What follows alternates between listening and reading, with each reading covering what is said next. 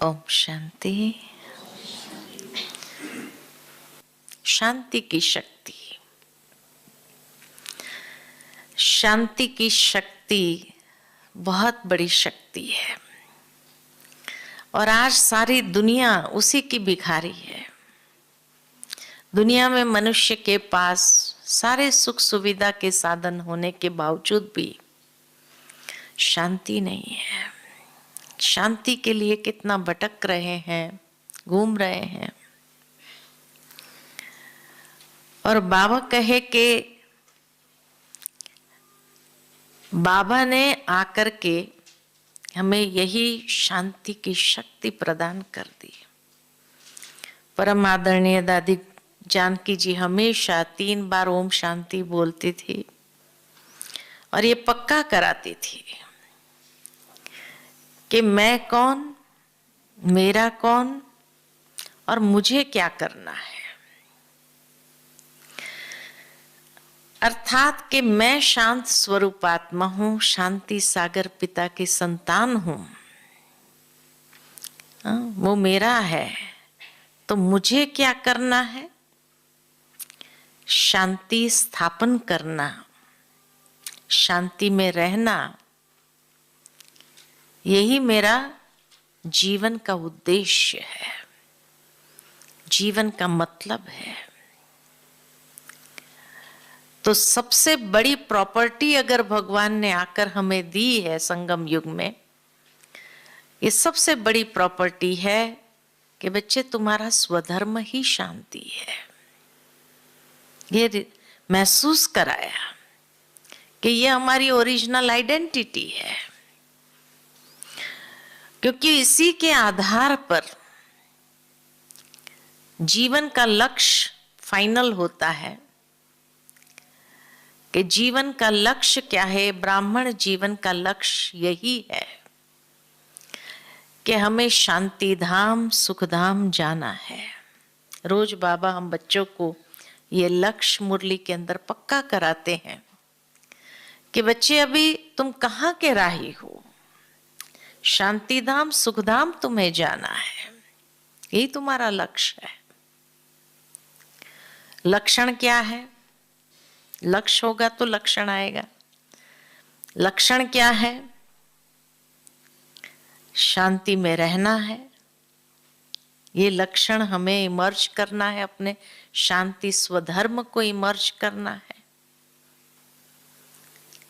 और हमारा कर्म क्या है? हमारा कर्म है सारे विश्व की आत्माओं को शांति देना। ये हमारा कर्म है, कर्तव्य है। खाली खुद शांति में हो गए यही नहीं काफी है, परंतु जो चीज हमें मिली है वो हमें सारी दुनिया को बांटना है, उनके अंदर भी जागृति लानी है। ये हमारा कर्म है, कर्तव्य है। जिस तरह कहा जाता है कि साइंस और साइलेंस, बाबा हमेशा ये दोनों को कंपेयर करते हैं कि दुनिया के पास साइलेंस की शक्ति, साइंस की शक्ति है और तुम्हारे पास साइलेंस की शक्ति है। साइंस की शक्ति का चलने का आधार लाइट, लाइट है ना। जितने भी साधन है साइंस के बने हुए, वो लाइट के बिना नहीं चलते हैं, बिजली के बिना नहीं चलते हैं।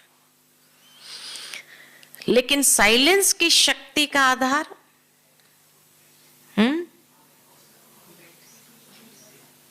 साइलेंस की शक्ति का आधार वो भी लाइट है। हाँ, साइलेंस की शक्ति का आधार है डिवाइन इनसाइट। जो ज्ञान हमें मिला है, उस ज्ञान को हम प्रैक्टिकल अप्लाई करते हैं तो दिव्य ज्ञान क्या करता है? पहले हमारे अंदर नहीं थी ये साइलेंस की शक्ति। क्यों? क्योंकि दिव्य ज्ञान ही नहीं था, इसीलिए। और इसीलिए लोग भटक रहे हैं आज दुनिया में। लेकिन जैसे ये दिव्य ज्ञान की प्राप्ति हुई, डिवाइन इंसाइट मिली, आत्मा का तीसरा नेत्र खुला, कि फिर सहज हो गया हमारे लिए शांति की शक्ति को धारण करना। बाबा का अविनाशी वर्षा प्राप्त करना हमारे लिए सहज हो गया, है ना। इसीलिए बाबा हमेशा हम बच्चों को कहते हैं कि साइलेंस का मंत्र क्या है, शांति का मंत्र क्या है। मंत्र मिला है सभी को? कौन सा मंत्र मिला है? मन मना भाव। जब मन मना भाव होते हैं तो शांति जमा करने लगते हैं। ये मंत्र है साइलेंस को अनुभव करने का, और उसका यंत्र है, साइलेंस का यंत्र क्या है?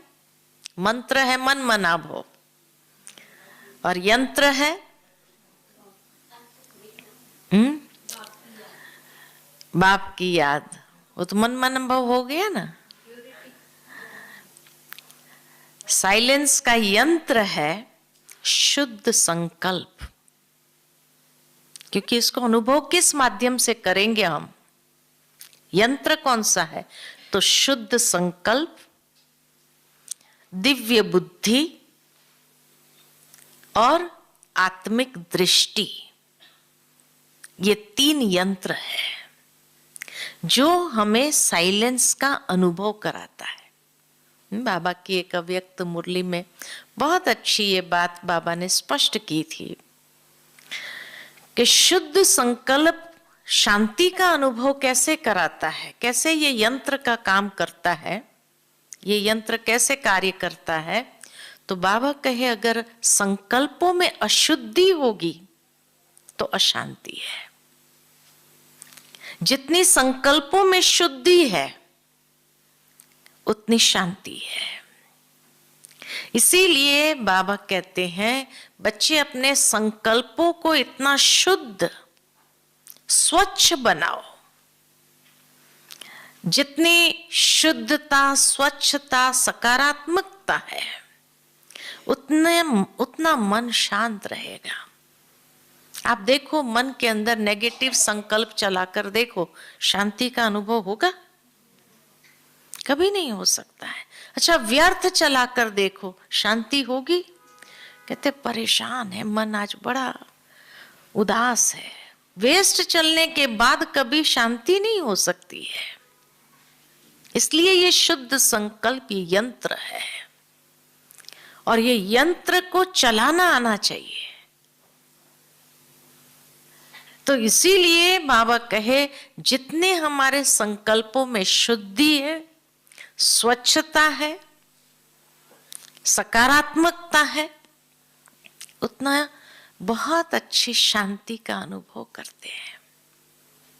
नहीं तो आप भट्ठी में भी बैठो और मन में अगर व्यर्थ संकल्प चल रहे हो तो क्या होगा? भट्ठी कर पाएंगे?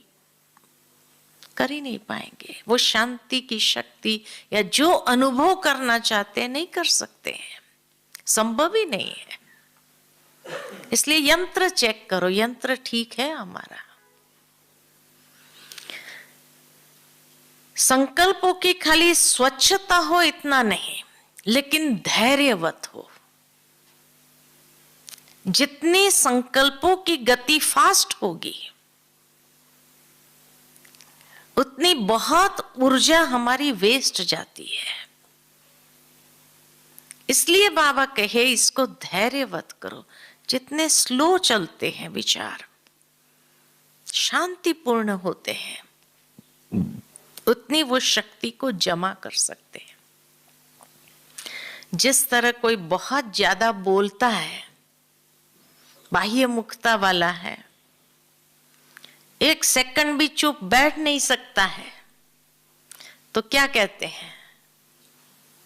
एनर्जी वेस्ट कर रहा है। कौन सी एनर्जी? 2 एनर्जी वेस्ट करता है। पता है कौन सी एनर्जी? वे बहुत ज्यादा जो बोलता है, व्यर्थ बातों करता है,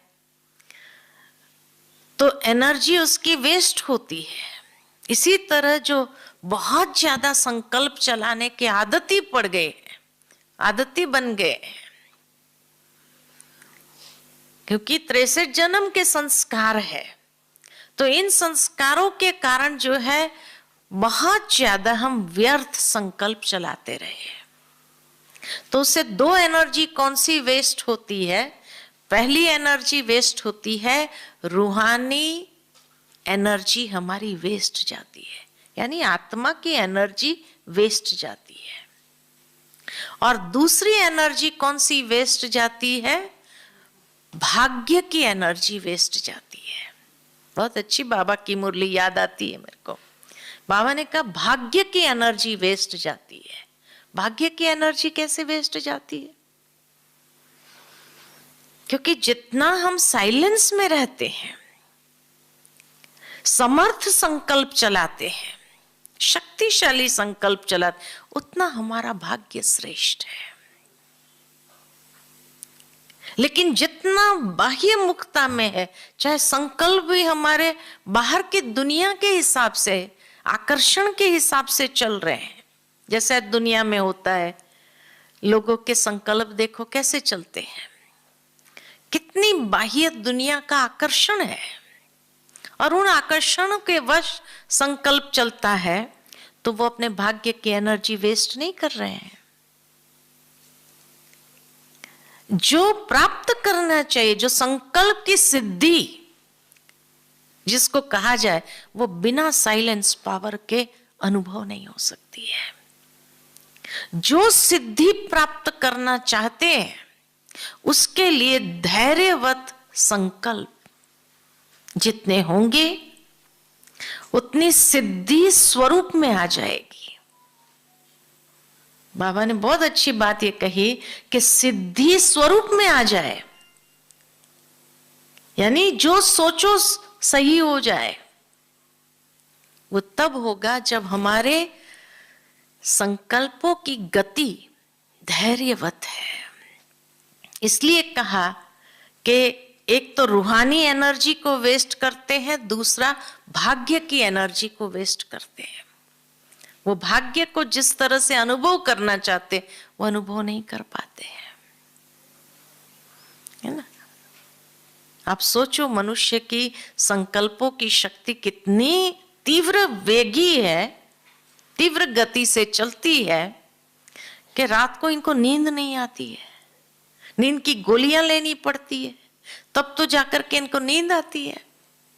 और ब्राह्मणों के लिए क्या कहते हैं? बैठे बैठे भी सो जाए, हाँ, है ना। कितनी शांति अंदर आ गई है ना। वठी में तो नींद नहीं आई ना, क्या आई? कई लोग शिविर में आते हैं ना, तो यही अनुभव सुनाते थे शुरू शुरू में। कहा, हम एक माता आई थी, उसने कहा मैं 12 साल से सोई नहीं हूं।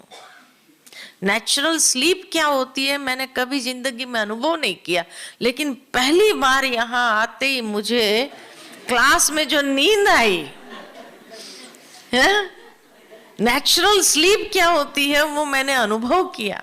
12 साल से मैं गोली खा रही हूँ नींद की, मेरे को फिर भी नींद की इतनी प्रॉब्लम होती थी, और यहाँ आते ही मैंने पहली बार जिंदगी में अनुभव किया कि कितना मन शांत हो गया मेरा, जो नींद आ गई मेरे को, है ना।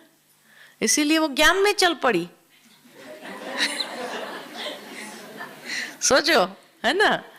तो बाबा हमारा मन कितना शांत कर देता है। जो बाह्य दुनिया के अंदर जो विचार भटक रहे हैं, उन सारे भटकाओं से हमें छुड़ा देते हैं बाबा। तो कितनी बड़ी उपलब्धि है ये ज्ञान मार्ग की। कई लोग पूछते हैं ना, क्या मिलता है? वो बहुत कुछ मिलता है, नींद मिलती है ना। हमें तो हंसी आती है, लेकिन सोचो जो व्यक्ति 12 साल से सोया न हो, उसको अगर नींद आ जाए योग के समय, हाँ, कहती कमेंट्री चलती थी, इतनी अच्छी नींद आई मेरे को, है ना।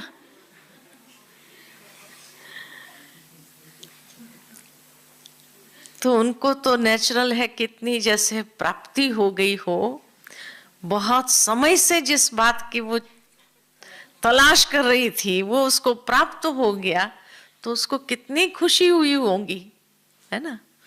तो जब ये अनुभव सुनाए हम सब हंसे भी कि देखो बाबा तो क्या, कैसे मन को शांत कर देता है। लेकिन भावार्थ ये है कि जितने हमारे संकल्प धैर्यवत है उतना ही भाग्य की एनर्जी हम अपने अंदर जमा करते हैं, रूहानी एनर्जी जमा करते हैं। और इतना ही नहीं, लेकिन जो संकल्प की सिद्धि स्वरूप में अनुभव करना चाहते हैं उसको सहजता से हम अनुभव कर सकते हैं, वो सिद्धि प्राप्त हो जाती है। इसलिए बाबा हमेशा कहते हैं कि ये संकल्प, साइलेंस पावर को अपने अंदर जमा करो। तो ये यंत्र है, संकल्प, दिव्य बुद्धि और आत्मिक दृष्टि। कुछ समय पहले ही बाबा की मुरली आई थी कि बच्चे एक दूसरे को देखो तो भी ये अभ्यास बढ़ाओ कि ये भी आत्मा है, देह को देखो ही नहीं, क्योंकि देह को देखते ही व्यर्थ सारे संकल्प चालू हो जाते हैं, है ना। नेगेटिव संकल्प शुरू हो जाते हैं। किसी ने रिसर्च किया कि मनुष्य का मन अगर भटकता है कोई व्यक्ति के पीछे, तो व्यक्ति के 2 प्रकार के व्यक्ति के पीछे भटकता है, योग लगने नहीं देता है। तो कौन से 2 प्रकार के व्यक्ति के पीछे भटकता? एक तो जिसके प्रति बहुत प्यार हो उसके पीछे लगा रहता है, ये तो अनुभव ही है सब। लेकिन दूसरा जिससे नफरत होती है ना, वो भी बार बार याद आता है ना, जिससे हमारी अनबन होती है। वो व्यक्ति भले यहां हाजिर भी ना हो लेकिन संकल्पों में जरूर आता रहता है। इसीलिए बाबा कहे तुम आत्मिक दृष्टि डेवलप करो।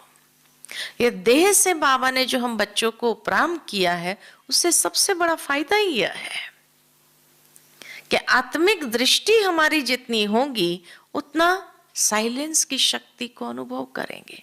तो तब कहा ये 3 यंत्र है, आत्मिक दृष्टि, दिव्य बुद्धि और शुद्ध संकल्प। इसका प्रयोग करो तो देखो साइलेंस पावर को अंदर में जमा करने लगेंगे। क्योंकि ये क्यों जमा करना है, साइलेंस का पावर अंदर में क्यों जमा करना है? क्योंकि बाबा कहे अंतिम समय ये वायरलेस का काम करेगा। जैसे दुनिया के अंदर वायरलेस होता है ना, तारे नहीं होते लेकिन वायरलेस से मैसेज भेजते हैं, तो तुम्हारा ये वॉइसलेस सेट बन जाएगा तुम्हारे लिए। इसलिए साइलेंस पावर को जमा करो। दूसरा बाबा ने कहा कि यही साइलेंस पावर से बड़े विघ्न को भस्म कर सकते हो। जो विघ्न आता है, लेकिन आप अगर शांत हो जाओ, साइलेंस पावर को यूज करो और उसी साइलेंस पावर के आधार से आप जब उस विघ्न के सामने, अगर वो सामने भी आ जाए तो वो विघ्न भस्म हो जाएगा। ये पावर है साइलेंस की। इसीलिए अंतिम समय ये बहुत काम करेगा, बड़े से बड़े विघ्नों को खत्म करेगा। दूसरा, जो कर्म बंधन है वो कर्म बंधन को परिवर्तन कर देगा कर्म संबंध में। बंधन को समाप्त करने की ताकत साइलेंस पावर में है।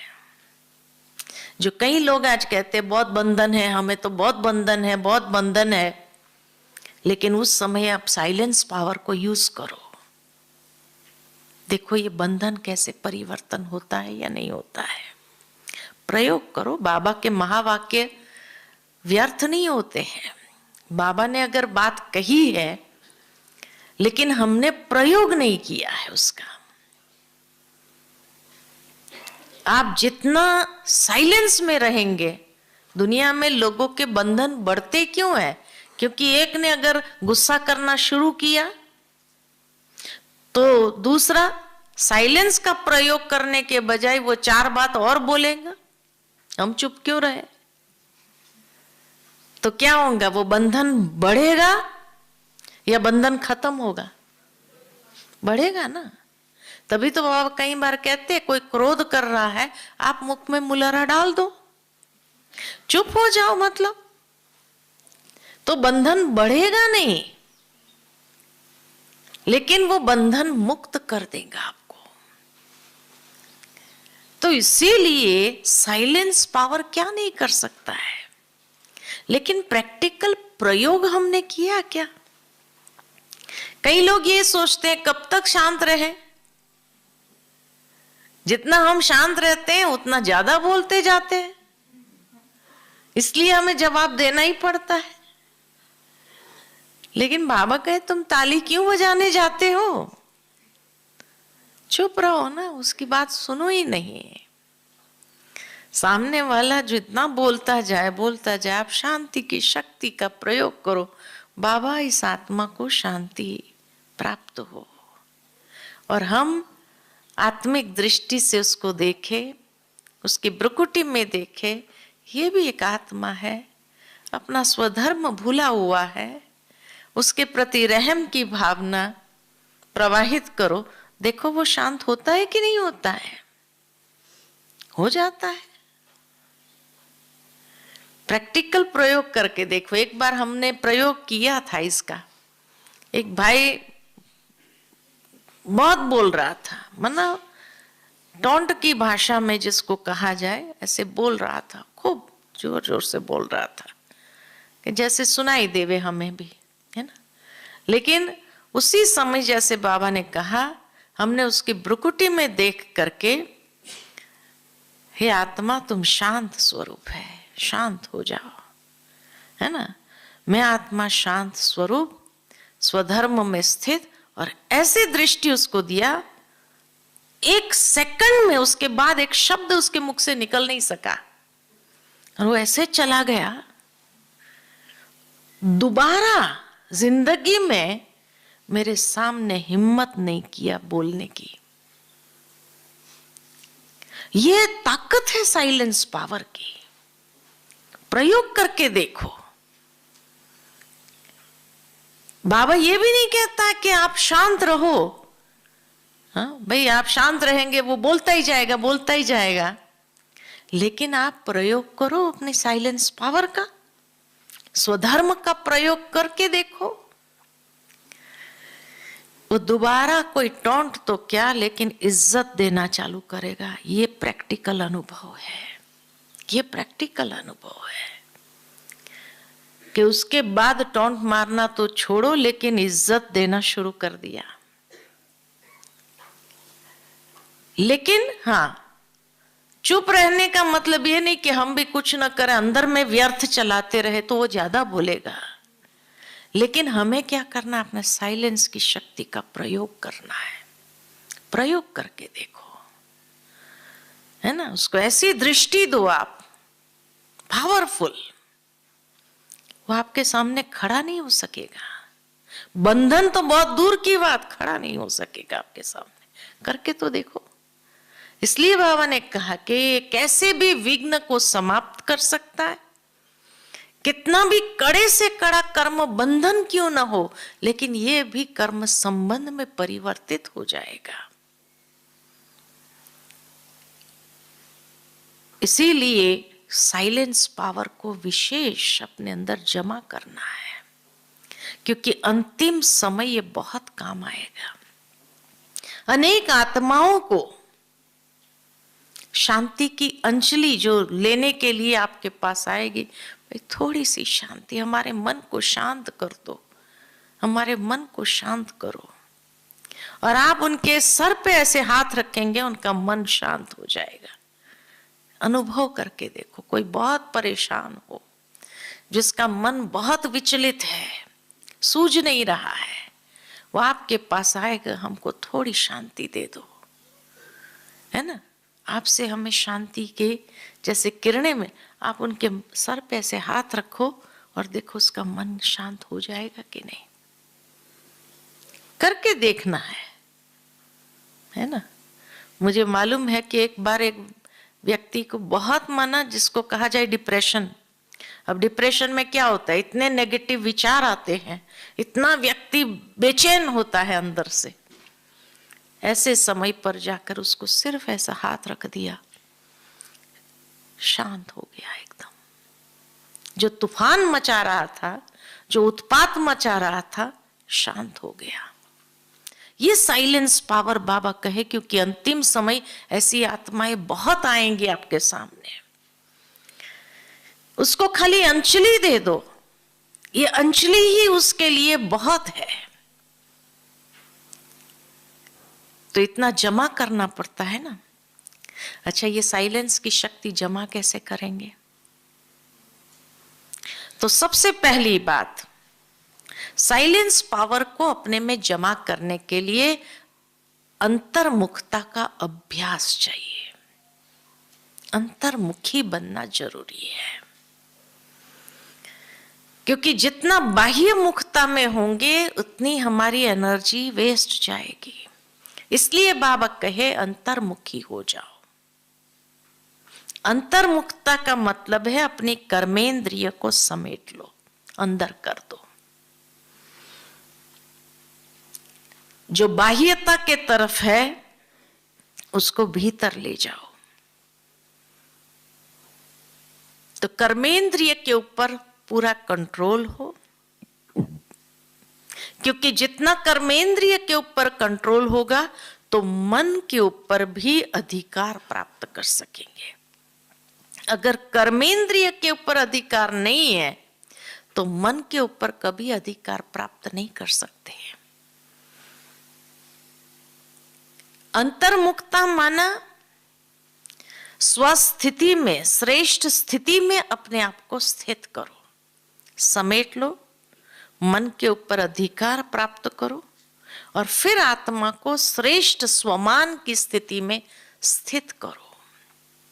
जो रोज आपको स्वमान मिलता था, यहाँ 4 दिन पट्टी में तो रोज मिला, लेकिन अभ्यास रखो कि जैसे बाबा की मुरली सुनते हैं तो जो वरदान मिलता है उस वरदान में आपको श्रेष्ठ स्वमान मिल जाएगा प्रतिदिन। और उस श्रेष्ठ स्वमान में अपने आप को जितना स्थित करेंगे उसको कहते हैं अंतर्मुखता। उस श्रेष्ठ स्वमान में स्थित हो जाओ। तो ऐसी अंतर्मुखता अपने में धारण करो। अंतर्मुखता इसीलिए ही कहा जाता है, अंतर्मुख क्यों कहा, मुख क्यों कहा, क्योंकि मुख के ऊपर ही मेन इंद्रियां हैं, देखने की, सुनने की, बोलने की, सोचने की। चारों इंद्रियां मुख के ऊपर है, इसलिए उसको कहा जाता अंतर्मुख। भीतर ले जाओ, उसको समेट लो, यानी बाहर की दुनिया से उसको समेट लेना, इसलिए उसको अंतर्मुखी कहा। और तब कहा जाता अंतर्मुखी सदा सुखी, बाह्यमुखी सदा दुखी, है ना। दूसरा, ये साइलेंस पावर को जमा करने के लिए बिंदु लगाना आना चाहिए। अगर क्वेश्चन मार्क, आश्चर्य चिन्ह लग गया तो विचार दौड़ना शुरू कर देंगे, साइलेंस का अनुभव नहीं कर पाएंगे। इसलिए विस्तार को भी संभालो, सार में समेट लो। कुछ भी हुआ, ड्रामा कल्याणकारी है, बिंदी लगाओ। जितना बिंदी लगाना आता है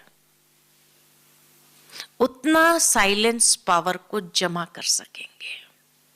अगर बिंदी लगाना नहीं सीखा तो साइलेंस पावर जमा नहीं होगी। बिंदी लगाते लगाते अगर क्वेश्चन मार्क लग गया, क्यों हुआ, क्या हुआ, कैसे हुआ, कोई भी बात सुने कि कईयों को आदत होती है सवाल पर सवाल, है ना, क्यों हुआ, कैसे हो गया, और वो इंफॉर्मेशन कलेक्ट करने में इतनी बुद्धि चलाते हैं, और फिर वो इंफॉर्मेशन जो कलेक्ट होती है वो 10 लोगों को सुनाने में, है ना। तो बात को समेटने के बजाय, उसको सार में लाने के बजाय क्या कर रहे हैं, विस्तार कर रहे हैं। तो इसीलिए बाबा कहे जितना विस्तार में जाएंगे उतना ही एनर्जी हमारी क्षीण होती जाएगी। साइलेंस पावर लीकेज हो रहा है, लेकिन साइलेंस पावर को जमा करना है तो बिंदी लगाना आना ही चाहिए। एक भाई ने मुझे पूछा, बहन जी अभी ऐसा तो है नहीं कि बिंदी उठाई लगा दिया और हमारे विचार बंद हो गए, है ना। तो बिंदी लगाना क्या मतलब क्या हुआ, कैसे लगाते बिंदी? तो ड्रामा का ये ज्ञान बिंदी लगाने में बहुत मदद करता है। जो हुआ कल्याणकारी, जो गीता का सार है, जो हुआ वो भी अच्छा, जो हो रहा है वो भी अच्छा, जो होने वाला है बहुत अच्छा। क्यों, क्या में जाओ ही नहीं, क्यों चिंतित होते हो, क्यों व्यर्थ चिंता करते हो, है ना। दूसरा, बिंदी लगाना माना पॉजिटिव दिशा को पकड़ना। अगर आप अपने संकल्पों को रोक नहीं पा रहे हैं, स्टॉप नहीं लगा रहे हैं, नहीं लगा पा रहे, तो उसकी दिशा चेंज करो। नेगेटिव व्यर्थ से पॉजिटिव डायरेक्शन में ले जाओ। पॉजिटिव क्या होगा, स्लो होता जाएगा, धैर्यवत होता जाएगा, तो धीरे धीरे साइलेंस के तरफ। पॉजिटिव संकल्प चलेगा तो भी जमा होता जाएगा। इसलिए बाबा कई बार हम बच्चों को कहते, कितने भी तूफान, बड़े से बड़े तोहफा समझो उसको, ये क्या देने आया है, क्या सिखाने आया है, किस प्रकार के अनुभवी बनाने आया है। क्योंकि कोई भी जीवन के अंदर प्रॉब्लम आती है, कोई भी परिस्थिति आती है, वो वास्तव में हमें कुछ ना कुछ देने आ रही है। क्या देने आ रही है? सीख देने आ रही है।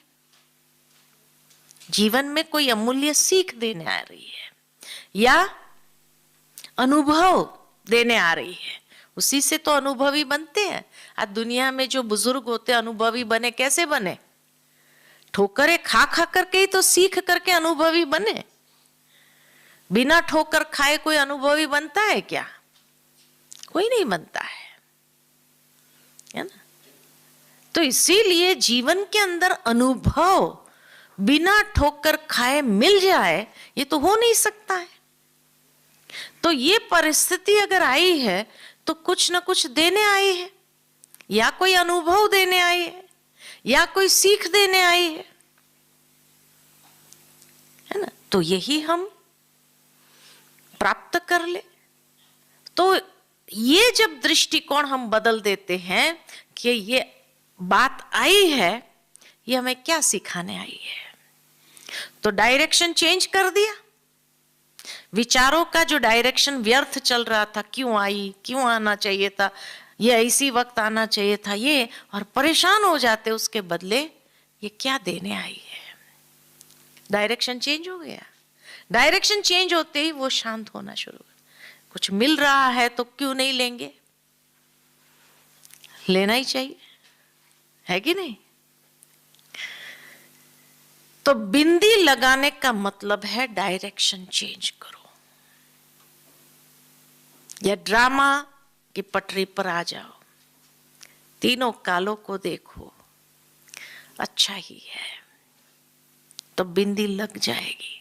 क्वेश्चन मार्क नहीं लगेगा, क्योंकि क्वेश्चन मार्क लगने से जंगल में जाएंगे, है ना। बाबा भी कहते हाईवे छोड़ करके जंगल में जाएंगे, और जंगल में तो कांटे ही होते हैं, तो कांटे चुभते रहेंगे, कभी कहाँ चुभेंगे, कभी कहाँ चुभेंगे, कभी छाले पड़ेंगे, पैर में चल नहीं पाएंगे, है ना। जंगल में क्या होता है, कांटे ही होते हैं। आज दुनिया अगर भय में है, क्यों है? जंगल में गए हुए हैं ना सब, इसलिए। तो बाबा हमें जंगल से निकालकर हाईवे पर ले आता है, तो वापस जंगल में क्यों जाना चाहिए? हाईवे पर चलेंगे तभी तो मंजिल मिलेगी। जंगल में कौन सी मंजिल मिलेगी, है ना? तो इसीलिए पहली बात बताई कि हम अपने संकल्पों को धैर्यवत रखे, पॉजिटिव सोचे, शुद्ध संकल्प हो हमारे। और दूसरी बात सार नहीं, अंतर्मुखता पहली बात, उसको विधि से साइलेंस की शक्ति को जमा करनी है, तो उसकी विधि है अंतर्मुखी बनना, और दूसरा है बिंदी लगाना। तीसरा है फिर साइलेंस की शक्ति को जमा करने का आधार एकाग्रता। जितना एकांत में, अर्थात एक बाबा की याद के अंत में समा जाओ,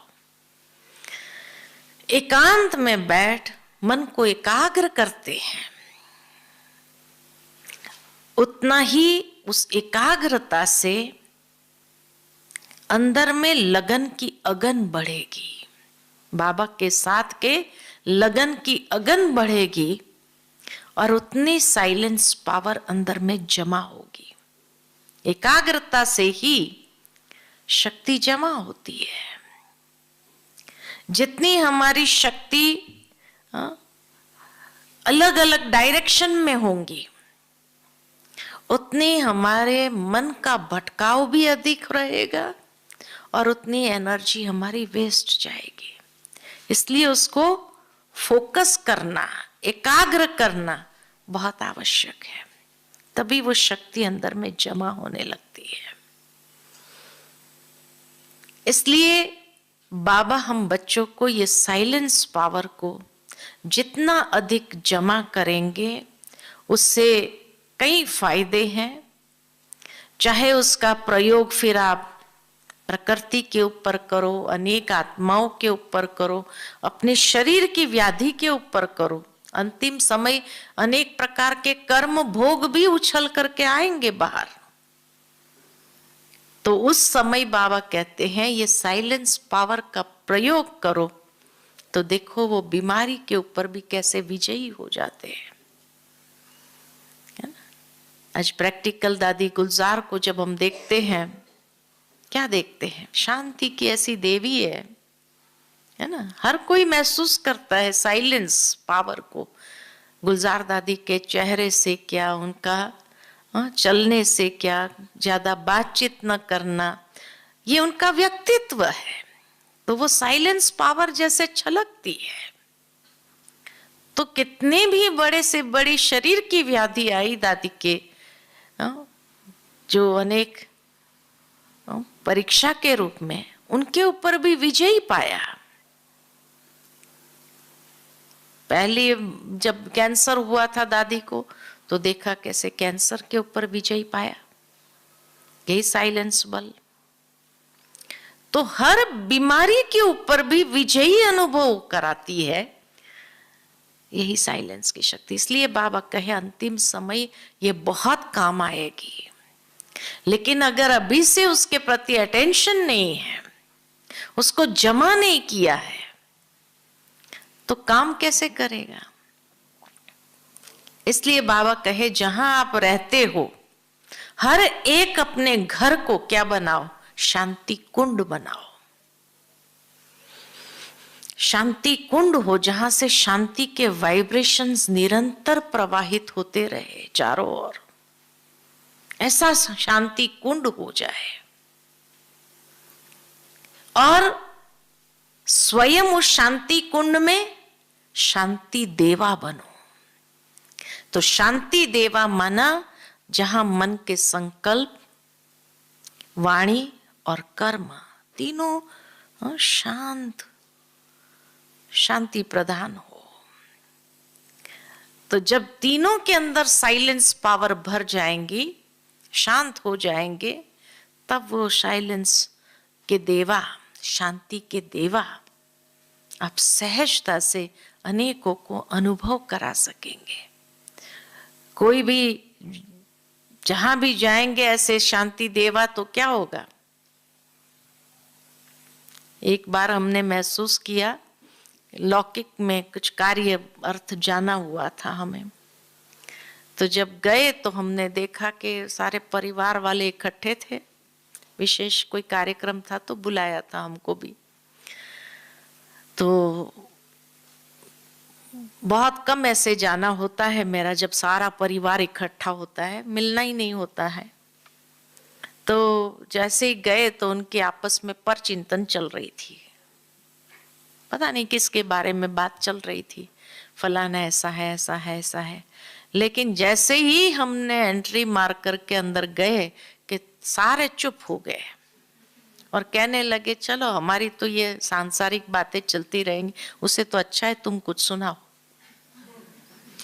तो तब महसूस हुआ कि देखो हमारा एंटर होना भी कितना, उनको एक रियलाइजेशन करा देना कि हमारी फालतू बातें चलती रहेगी, अच्छा है कि तुम आई हो, कुछ अच्छी बात सुनाओ हम लोगों को।